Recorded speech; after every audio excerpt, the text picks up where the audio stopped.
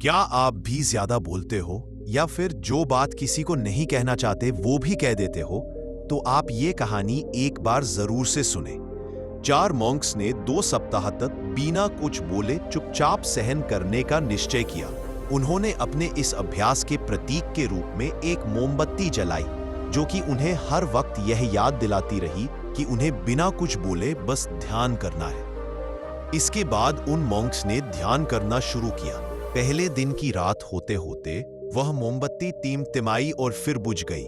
यह देखते ही पहले मॉन्क ने कहा, अरे नहीं, यह मोमबत्ती तो बुझ गई। दूसरे मॉन्क ने कहा, हमें बात नहीं करनी चाहिए, हमने कुछ भी ना बोलने की कसम खाई थी।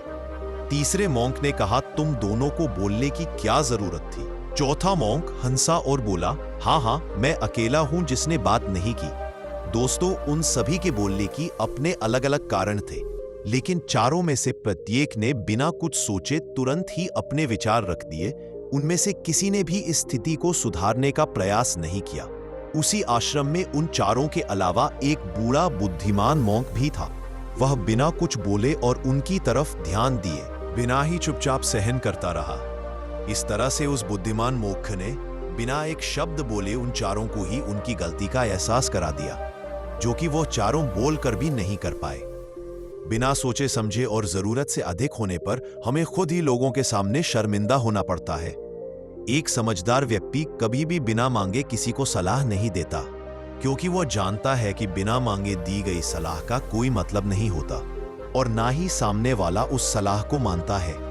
लेकिन आजकल लोगों ने अपनी प्रॉब्लम बताई नहीं कि हम उन्हें सल्यूशन देना शुरू कर देते हैं, जबकि 99% केस में जब लोग हमसे अपनी प्रॉब्लम शेयर कर रहे होते हैं तो वो हमसे कोई सल्यूशन नहीं सुनना चाहते, बल्कि वो तो सिर्फ ये चाहते हैं कि हम उनकी बातों को ध्यान से सुने, और इससे उन्हें कुछ समय के लिए शांति महसूस होती है, क्योंकि हमने जो सलाह देंगे ये उन्हें भी पता है। हर इंसान को पता होता है कि क्या सही है और क्या गलत है।